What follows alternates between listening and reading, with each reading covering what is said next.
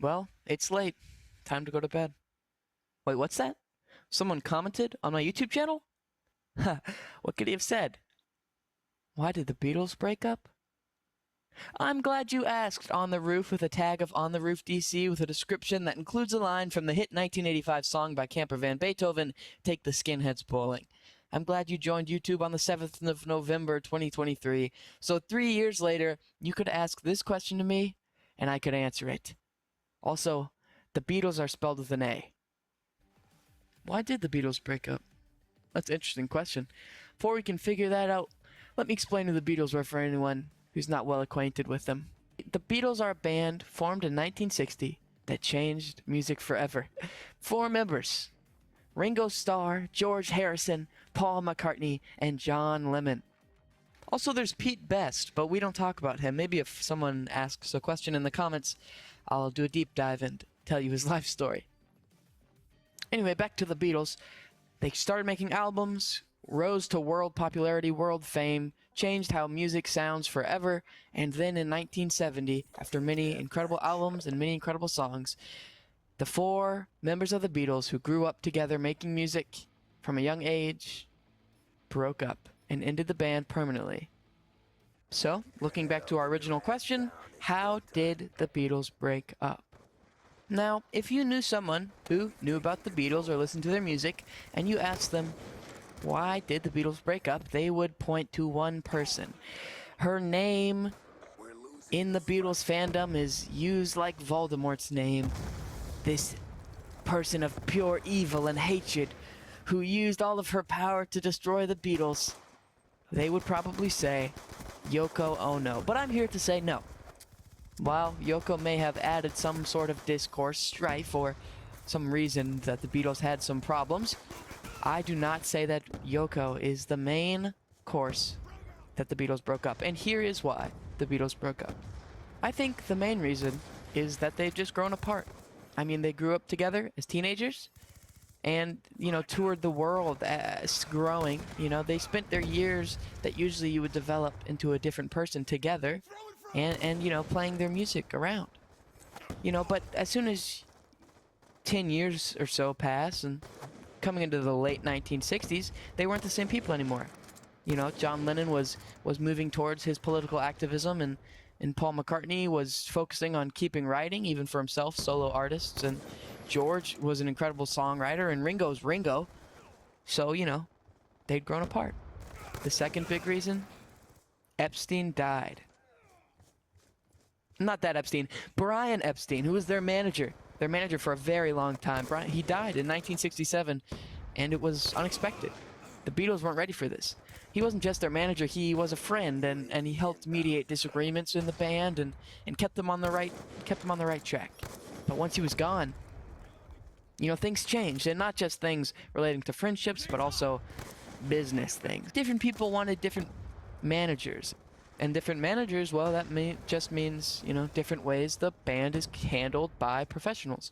So, that definitely caused a lot of strife. Now, the third reason, like I kind of mentioned earlier, in my opinion, is just people were doing different things, right? Paul McCartney, very talented, seen as somewhat of the front runner of the band. He's been writing a lot of songs for the band from the very beginning. And he's also writing a lot of songs for himself. Now, John Lennon, also very talented, extremely popular, writing songs for himself, also writes a lot of songs. So, you have these 2 great songwriters. Well, here comes a third. Because George wants to write songs, but a lot of his songs get rejected when they're put on albums, or they don't even try to do it, because they're like, why would we listen to your songs, George? We're the Beatles. I'm Paul McCartney. Oh, I'm sorry for the accent. 2 great songwriters, maybe they don't want a third songwriter. And then here comes Ringo. We love Ringo. And Ringo wants to write too, but the band's not having Ringo. Oh my gosh, shut up about your octopus's garden under the sea. So that just creates a lot more strife. We have 4 people who want to write and not enough space on the albums.